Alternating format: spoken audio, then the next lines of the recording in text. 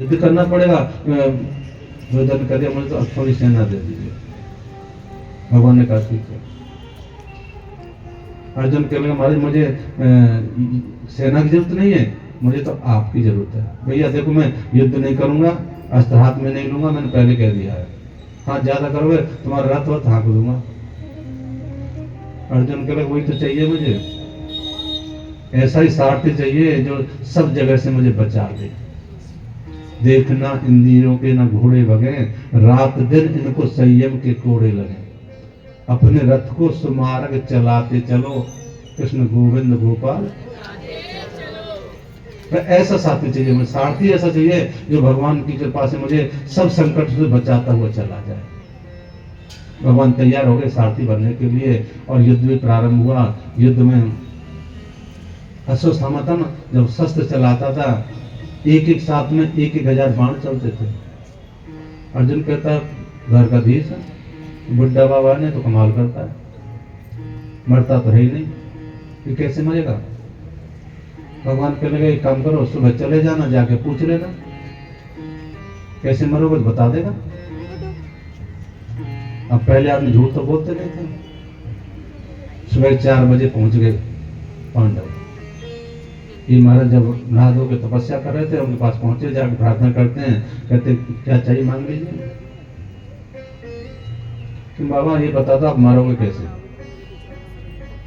उसी से पूछे जिससे मरने की बात हो रही है। गुरु से पूछा गुरु जी आप कैसे मरोगे। कहा कि आपको पता है ना, मेरा कोई अप्रिय काम करेगा तो फिर मुझे कोई मार सकता है, और जब तक मेरे हाथ में धनुष बाण है ना, तब तक इंद्र भी आए ना तो इंद्र मुझे को परास्त नहीं कर सकता। और एक ही तो चीज है मेरे प्रिय पुत्र है, अगर मैं उसका समाचार सुनूंगा मेरा पुत्र मारा गया है, स्वस्थ मर गया है, तो फिर मैं अस्त्र से शस्त्र लूंगा, फिर मुझे कोई मार सकता है। बढ़िया रहा, अच्छा हुआ बता दिया। पांडव लौट कर आ गए और युद्ध प्रारंभ होना शुरू हो गया। युद्ध चल रहा था और युद्ध में क्या हुआ, भगवान कृष्ण ने कहा कि काम करो, वो हाथी है ना अश्वत्थामा, उसको मार दीजिए। अश्वत्थामा हाथी मार दिया गया और शंख बजना शुरू हो गए। अश्वत्थामा मारा गया, अश्वत्थामा मारा गया। गुरु जी कहने में सबकी बात नहीं मानता। अगर युधिष्ठिर कह दे कि अश्वत्थामा मारा गया तो मैं समझ लूंगा अश्वत्थामा मारा गया। युधिष्ठिर महाराज के पास में आए और पूछा अश्वत्थामा मारा गया। युधिष्ठिर ने कह दिया अश्वत्थामा हतो, उसका मारा गया। पर जो आदमी सही बोलता हो ना, कभी जो उसका झूठ बोलना पड़ जाए तो अंदर से बड़ा जोर पड़ता है, वो बात को ना सही बात को फिर कह ही देता है। उन्होंने कह दिया अश्वत्थामा हतो नरो व कुंजरो, हाथी मारा गया है या आदमी मारा गया ये मुझे नहीं पता है। और इतनी बात कही, भगवान द्वारकाधीश ने शंख बजा दिया और शंख ध्वनि में क्या हुआ ये पता ही नहीं चला कि इन्होंने क्या बोला है। कोई समझा कि अश्वत्थामा मारा गया, उन्होंने अपने धनुष बाण सब छोड़ दिए और जाकर के बैठ गए, उनका वध कर दिया गया। सुखदेव स्वामी कहते राजन, सूर्य कहते ऋषि हो, इस तरह गुरु जी का वध हुआ और युद्ध फिर प्रारंभ हुआ। दूसरे दिन अब भगवान की विशेष कृपा से युद्ध में चारों तरफ से सारथी बनाए जाते थे, एक चला जाए दूसरा बना लिया जाता था। आज भीष्म पितामह को भी सेना का अध्यक्ष बना दिया गया कि आपके द्वारा आज युद्ध होगा।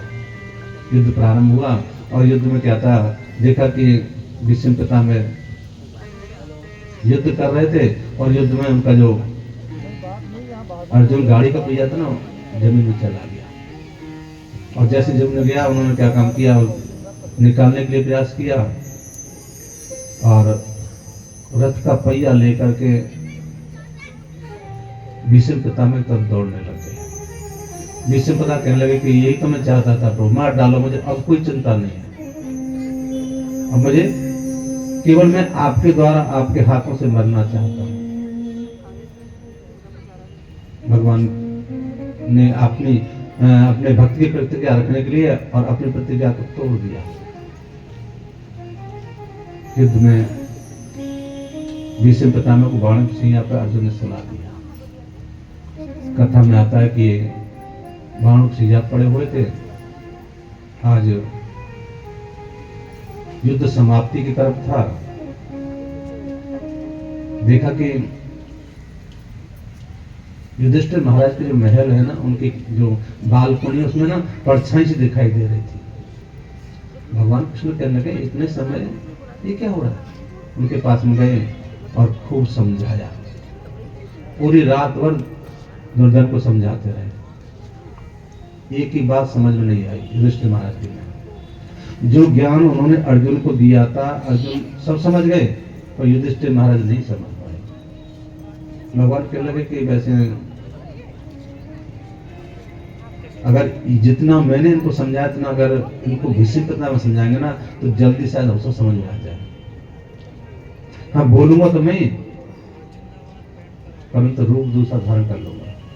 भीष्म पिता के अंदर भी बैठ करके मैं ही बताऊंगा, इनको समझाऊंगा, परंतु भीष्म पिता के रूप में समझाऊंगा तो शायद हो सकता है जल्दी समझ में आ जाए। इनको पांडवों को लेकर के भगवान द्वारकाधीश आज भीष्म पितामह के पास पहुंचे और भीष्म पितामह ने झुक करके प्रणाम किया। कहते जो बड़ों का आदर सत्कार करता है ना, उनका पूजन करता है, उसकी आयु विद्या यशो बलो चारों चीज की वृद्धि होती है। भीष्म पितामह ने आतिथ्य स्वीकार किया और स्वीकार करने के बाद में कहते हैं कि द्रौपदी पितामह ये द्वारकाधीश आप समझते हो कि ज्ञान दिलाने के लिए आए हैं? ये ज्ञान दिलाने के लिए आए, ये अपने वचनों का पालन करने के लिए आए। मुझे तो अच्छा लगा है कि मेरे अंत समय पर आज ये द्वारकाधीश पधारे हैं। ये द्वारकाधीश हमारे कौन सा वचन था कि जब युद्ध चल रहा था तो युद्ध के समय भीष्म पितामह ने प्रतिज्ञा की थी कि कल मैं 5 पांडवों को मार दूंगा। ये समाचार द्वारकाधीश को पता लगा और द्वारकाधीश ने द्रौपदी से कहा देवी जल्दी खड़े हो जाइए, रात्रि का समय था, जल्दी खड़े हो जाइए। ठीक है, पांडव और द्रौपदी कभी भगवान कृष्ण प्रश्न नहीं पूछते थे कि क्या बात है, उन्होंने कहा खड़े हो जाओ, खड़े हो गए, चलो मेरे साथ में ले गए और ले जाके कहा कि देवी एक काम करना, बोलना नहीं बिल्कुल भी। क्या करना है महाराज? पितामह के चरणों को प्रणाम करना है, और प्रणाम करना जब तक आपको अखंड सौभाग्यवती भाव आशीर्वाद ना दे देना, तब तक उनके पास से हटना ही नहीं है। इधर में उसी समय भानुमति भी आनी थी, दुर्योधन की धर्मपत्नी। ये गए और जाकर के उन्होंने प्रणाम किया। प्रणाम करने के बाद भीष्म पितामह उन्होंने आशीर्वाद देते हैं, कहते हैं कि अखंड सौभाग्यवती हो। 5 बार बोल दिया। बेटी बोल तो नहीं आप, क्या बात है, आप कौन हो? कि मैं आपकी पौत्र वधू द्रौपदी हूँ। भगवान भीष्म पिता कहते हैं कि ये इस समय तो आपको भानुमति को आना चाहिए था, ये देवी आपको कौन लेके आया है? कोई होगा, मुझे तो लगता है छलिया, कि महाराज बाहर खड़े हुए हैं। भीष्म पिता में पहुंचे तो बाहर चरण पादुका लेकर खड़े हुए थे द्रौपदी की। भीष्म पितामह ने प्रणाम किया। प्रणाम करने के बाद कहा कि प्रभु जब मेरा अंत समय आए तो आप जरूर मुझे दर्शन देना। भगवान ने कह दिया तथास्तु। कहते ये आपसे कोई ज्ञान सिखाने नहीं आए, ये जो वचन दिया था ना कि अंत समय तुम्हारे पास आ जाऊंगा, दर्शन दूंगा, तो अपना वचन पालन करने के लिए आज यहाँ पर आए हैं। भगवान विशेष कृपा हुई, दर्शन किए और भीष्म पितामह को ज्ञान दिया। उसके बाद में उनका शरीर पूरा हो गया। कथा में ऐसा था कि उन्होंने 108 जन्म का पाप ये स्वीकार किया था। किसी भी जन्म में कोई कर्म अशुभ कर्म हो जाता तो उसका फल प्राणी को अवश्य भोगना पड़ता है। इन्होंने ये अपना अशुभ कर्म का फल भोगा और फल भोगने के बाद में जब समय सही आया तो उन्होंने शरीर को पूरा किया। शरीर पूरा होने के बाद में युधिष्ठिर महाराज उनका राशि अग्नि संस्कार किया। अग्नि संस्कार करने के बाद में वापस लौट करके आए और वापस लौट करके आए तो आज द्वारकाधीश विदा होने जा रहे थे। कहते बहुत समय हो गया हमारे जो अयोध्यावासी द्वारकावासी है ना, वो भी दर्शन से बहुत समय से वंचित हैं, ये जानो है। विदा जब करने लगे इधर में उनके समीप में जब विदा होने जा रहे थे, एक देवांगना आई और आके उनके चरणों में रोने लग गई। उनके चरणों में पड़कर रोने लगी तो देखा कि कौन है। उठाया, उठाने के बाद उनको पता लगा कि तो उत्तरा है। कि देवी आपको क्या कष्ट है? कहा कि मुझे अपना मरने का कोई कष्ट नहीं है, ये पांडवों की निशानी मेरे कोख में है, उसको बचा लीजिए। द्रौपदी समझ के बात क्या है। अब सामने खड़े हो गए, ऐसा लग रहा था कुछ शायद ये मंत्र बोल रहे हैं, कुछ कर रहे हैं, और अंदर क्या हुआ, उत्तरा के घर में प्रवेश कर गए। सुखदेव स्वामी कहते हैं, राजन, आदमी जो घर में आता है ना तो अपने कर्म बस आता है, और भगवान अगर घर में जाते तो करना बस जाते हैं। इतनी करना उत्तरा ने की कि घर में भगवान को जाना पड़ा, और जाकर के बच्चे को बचाया और बाहर निकल करके आए, और फिर विदा की तैयारी होने लगी। अब शाम का समय हो गया, रात हो गई, तो एक काम करके अब रात को फिर रुक जाते हैं, कल तैयारी करेंगे। आजकल तो रात में चल देते, कोई बात नहीं है। भगवान द्वारकाधीश को रोक लिया गया। फिर तैयारी दूसरे दिन विदा की होने लगी, और विदा जब हो रहे थे, इधर में क्या हुआ, ये गुरु जी के पुत्र थे अश्वत्थामा, जिसकी बात चल रही थोड़ी पहले, और युधिष्ठिर तुम्हारे पास, दुर्योधन के पास पहुंचे, कहते मित्र, मैं आपका क्या काम कर सकता हूँ? कि अब तो मरने जा रहा हूँ, क्या करोगे? नहीं बताइए, आप अगर चाहो तो मैं, हाँ अगर ला सकते तो 500 पांडव पुत्रों को, 500 पांडवों के आप सिर ला के दे दीजिए। कि मैंने अगर मैंने ऐसा कर दिया तो क्या मिलेगा मुझे? कि अगर आप 500 पांडवों के सिर ला करके मुझे आपने दे दिए काट करके, तो देखिए आपको आधा राज्य मिलेगा, और मैं चला गया तो पूरा आपका है। अश्वत्थामा जो थे ना, जा रहे थे, रास्ते में एक उल्लू दिखाई दिया। उल्लू जो था ना, उसको दिन में दिखाई नहीं देता, और कौवा जो होता है ना, उसको रात में दिखाई नहीं देता है, और दोनों का रूप एक सा ही होता है करीब करीब। उल्लू ने क्या काम किया, कौवे ने क्या काम, उल्लू के बच्चे मार दिए। कौवा रो रहा था, कहता कि आपने मेरे साथ में अन्याय किया है, मुझे दिखाई नहीं देता रात में, आपने दिखाई दिया, अपने बच्चे मेरे मार दिए। जब अवसर मिल जाए ना तो अपना काम कर देना चाहिए। अश्वत्थामा के लिए बढ़िया गुरु बना लिया, उल्लू को अपना गुरु बना लिया। तो वह गुरु बनाया और कहने लगा कि इन्होंने कहा ना, जब अवसर मिल जाए काम करना चाहिए, अब मुझे अवसर मिलेगा तब मैं। इधर भगवान श्री कृष्ण कहते हैं द्रौपदी से, पांडव कहते हैं एक काम करिए, खड़े हो जाइए। चलिए खड़े हो गए, चलो मेरे साथ में। 500 पांडवों को ले गए, और रात में जब सो रहे थे तो 500 पांडव पुत्र जो थे ना, उनके सिर काट करके ला करके और दुर्योधन को दे दिए। दुर्योधन देखा कि हाँ, हमारे 500 पुत्र, 500 के पांडव सिर काट कर मैं ले आया, सो रहे थे मैं काट लाया। दुर्योधन कहता, आप तो ऐसे कहते हो जैसे कोई गाजर मूली काट के ले आया है। देखा ना भीम का सिर कौन सा है, तो मोटा सिर था ना, वो ला करके दुर्योधन को दिया। दुर्योधन पकड़ा, और पकड़े ऐसे दबाया, उस सिर जो था ना चूरा हो गया। अश्वत्थामा आपने अच्छा नहीं किया। अरे आपने कहा था 500 पांडव पुत्र, 500 पांडव सिर ले आना, 500 सिर में ले आया, और आप कह रहे अच्छा नहीं किया, मतलब आप आधा राज नहीं देना चाहते? जो कहता है वो सिर पांडवों का नहीं थे, वो जो सिर आपने मुझे दिया था ना, वो भीम का सिर नहीं था। दुर्योधन रोते रोते कहता है कि आपने अच्छा नहीं किया। अगर वो 500 रहते कम से कम तो हमारा वंश तो चलता रहता। अब 500 वो मर गए, और कुछ समय बाद पांडव चले जाएंगे, हमारे वंश में कोई नहीं रहेगा। और ये रोते रोते अपने प्राणों का उत्सर्ग कर दिया। उनको वरदान था, खुशी में एकदम से दुखी हो जाएगी तो उनके प्राण चले जाएंगे। पहले खुशी हुए कि 500 पांडव सिर ले आए हैं, और दुख हुआ कि 500 पांडव के लिए उनके पुत्रों के सिर हैं, तो दुख हुआ और उन्होंने अपना प्राण त्याग दिया। राजन अश्वत्थामा जो था ना, सिर लेके आया, द्रौपदी रो रही थी। भगवान द्वारकाधीश अर्जुन को लेकर के आए और देखा द्रौपदी रो रही है, कारण पूछा, कहा कि तुम्हारे 500 पुत्रों के सिर काट करके अश्वत्थामा ले गया है। भगवान श्री कृष्ण ने अर्जुन को रथ पर बिठाया और आगे आगे अश्वत्थामा दौड़ रहे थे, पीछे पीछे भगवान का रथ चल रहा था। देखा कि अर्जुन आ रहा है, ये जरूर है मुझे खत्म कर देगा। अश्वत्थामा अपना ब्रह्मास्त्र छोड़ दिया। अर्जुन कहता प्रभु इसने तो ब्रह्मास्त्र छोड़ दिया।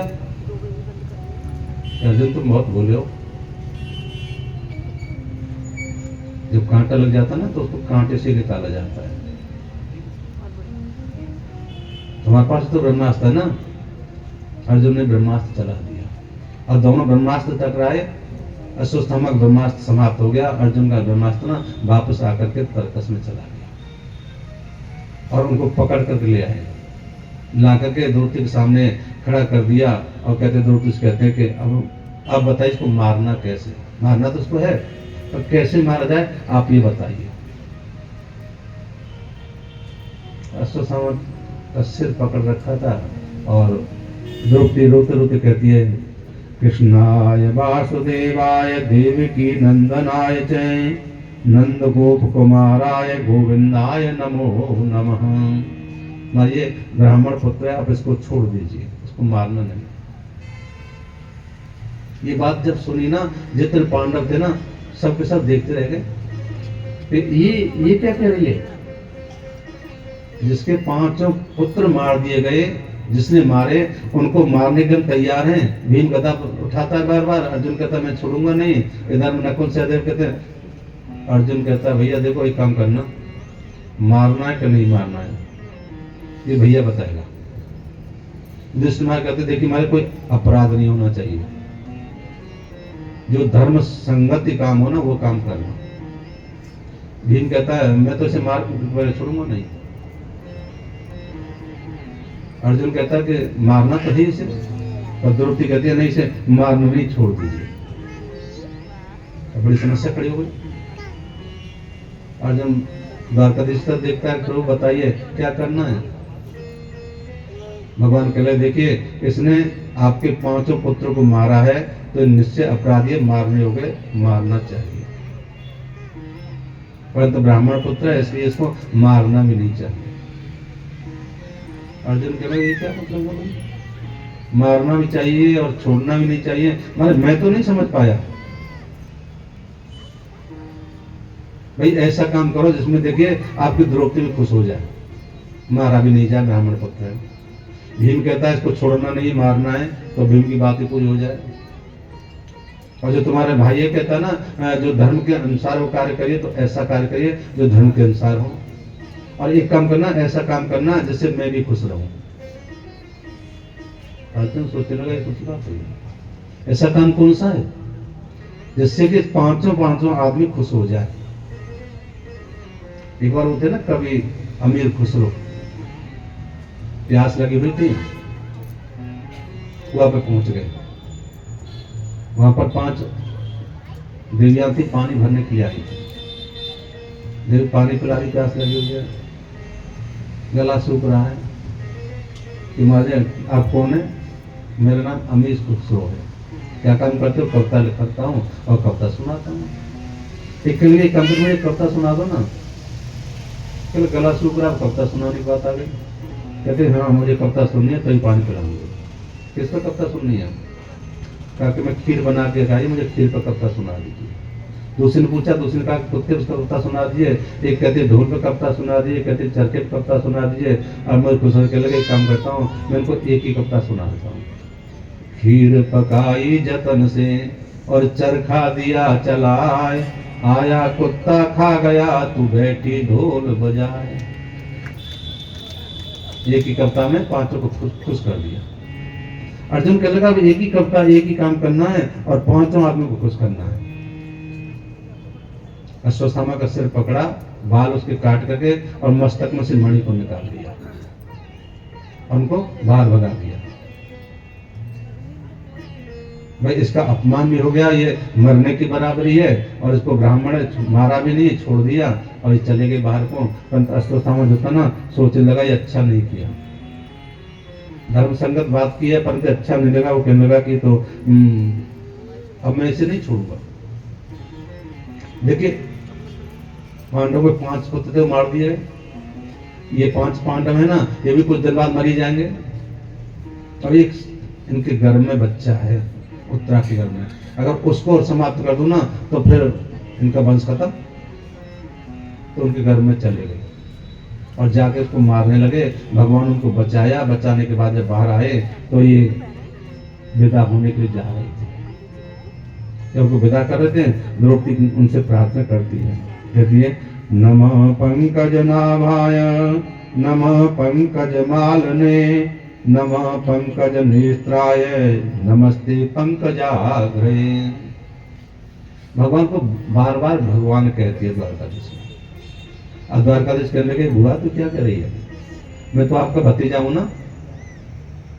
नहीं नहीं, मुझे पता है, जब जब हमारे ऊपर कष्ट आया है आपने हमारी रक्षा की है, और अभी अभी आप देखिए आपके सामने हमारी पौत्र वधू को आपने बचाया है, बच्चे को बचाया है, इसलिए आप भगवान हैं।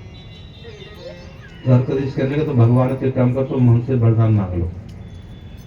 भगवान से तो मांगा जाता है ना, जब जाते हैं भगवान के मंदिर में तो सबसे पहले लंबी लंबी लिस्ट दिखा देते हैं, ये चाहिए वो चाहिए। पांडव कहते तो मांग लीजिए क्या चाहते हो। और सबसे पहले कह दिया कि काम करिए, लिस्ट में कहते आप मांग लीजिए क्या चाहते हो। मैं देना चाहते हैं कि हाँ, कल मरे कभी मेरा ये धर्म है ना, मैं असत्य न बोलूं, मैं अपने धर्म पर दृढ़ बनाया। भगवान के लिए तथास्तु सही। अर्जुन से कहा तुम मांग लीजिए। अर्जुन कहता मुझसे क्या मांगना मांगे, मैं तो आपका सखा हूं, आपका मित्र हूं, कभी ये मित्रता छूटे नहीं। भगवान का तथास्तु सही होगा। भीम से कहा भी आपको चाहिए कि हमारे क्या देना मुझे, कि नहीं कुछ मांग लीजिए। तो आप बुआ ने ना, मेरी बुआ ने कहा भगवान मुझसे, तो मैं तुमको सब कुछ देना चाहता हूँ।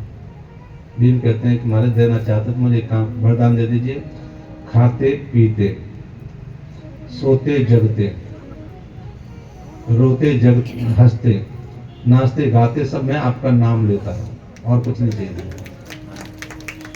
भगवान ने कहते तथास्तु ऐसा ही। नकुल से कहा कि आप भी कुछ मांग लीजिए, कि मेरा नाम ही तो नकुल है, बस आपका स्मरण बना रहे, यही चाहिए मुझे, और कुछ नहीं चाहिए। पांचों पांडवों को वरदान दे दिया, परंतु पांचों पांडवों किसी ने अपने लिए कुछ नहीं मांगा। भगवान विशेष कृपा हुई। आज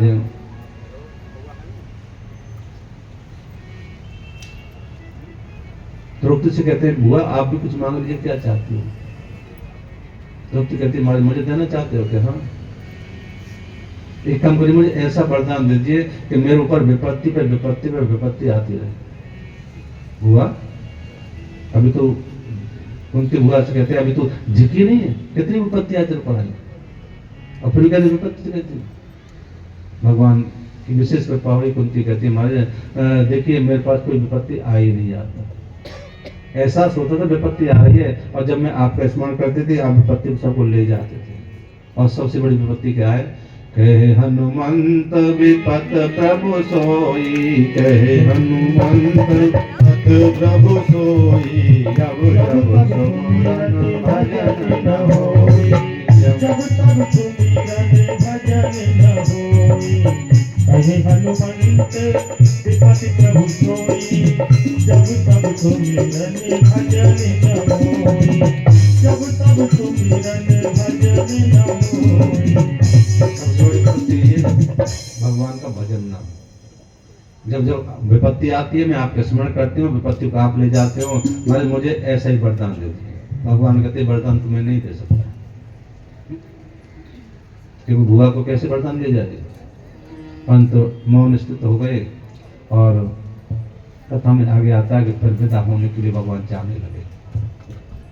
अर्जुन से कहा चलोगे द्वारकापुरी, और अर्जुन से ये कह दिया जाए ना कि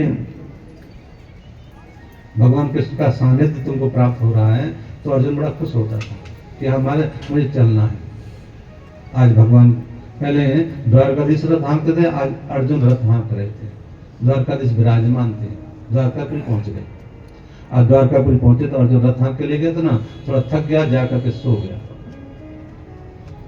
भगवान की विशेष कृपा हुई, खाना बनाया गया। रुक्मणी कहती मारे ये भोजन शीतल हो रहा है, जरा खाना खा लीजिए ना। अब देखिए घर में कोई अतिथि आ जाना तो बगैर उसको खिलाए कोई खाना नहीं खाना चाहिए। पहले अतिथि को खाना खिलाया जाएगा उसको नहीं खाना। और एक बता दूं आपको, अर्जुन के साथ में भगवान कृष्ण के 4 संबंध थे।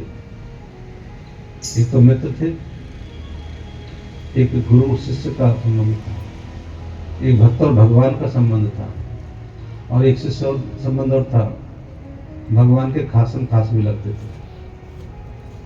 सुभद्रा थी ना भगवान की बहन, उसका विवाह भी अर्जुन के साथ में हुआ था, तो उनके जीजा भी हुए।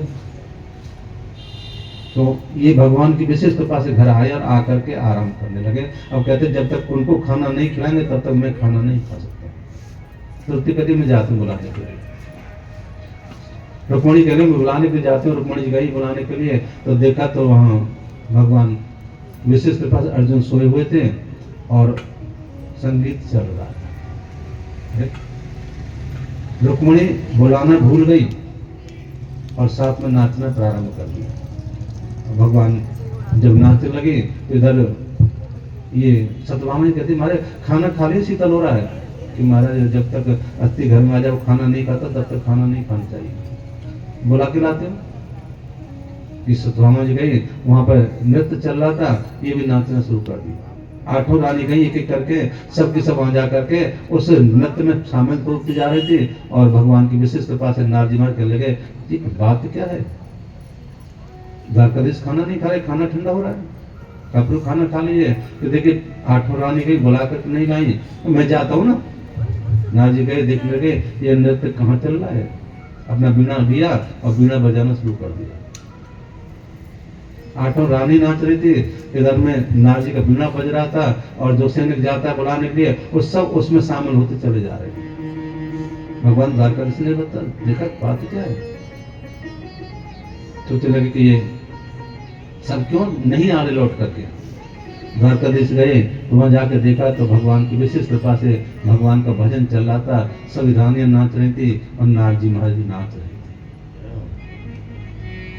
हे प्रभु मुझे बता दो, हे प्रभु मुझे बता दो,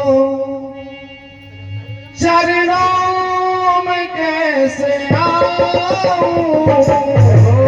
हे प्रभु मुझे बता दो, हे प्रभु मुझे बता दो, हे प्रभु मुझे बता दो, चरणों में कैसे आऊं।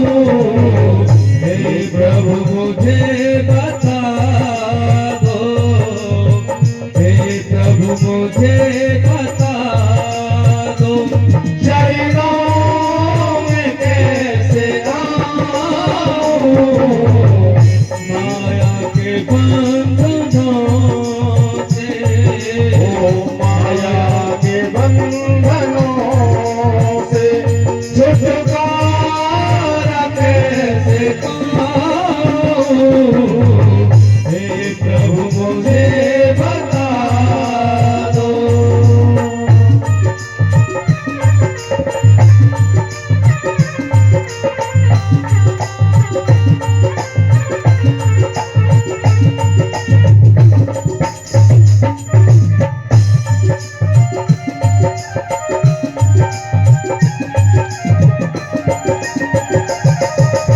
अज्ञान कोई पूजन, अज्ञानी हूँ मैं भगवन। ना जान कोई पूजन, अज्ञान हूँ मैं भगवन। करना कृपा दयालु, करना कृपा दयालु, इसे कैसे मैं सिखाऊं। हे प्रभु मुझे बता दो, हे प्रभु मुझे बता दो, चरणों में कैसे आऊं। हे प्रभु मुझे बता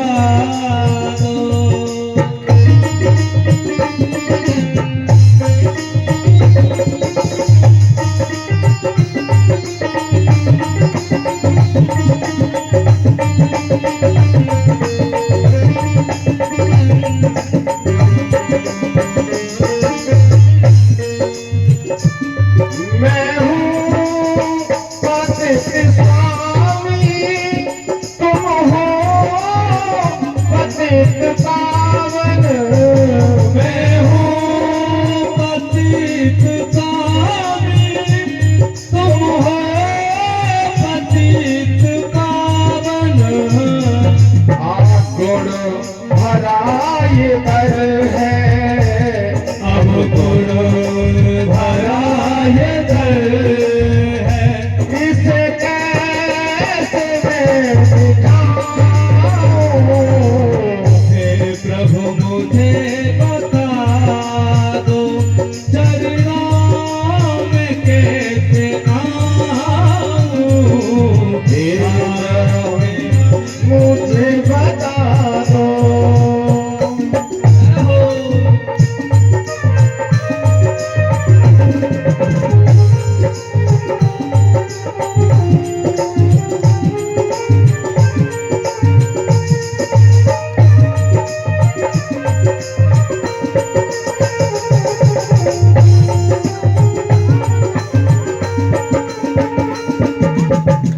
अच्छा या बुरा हो, जैसा भी हो,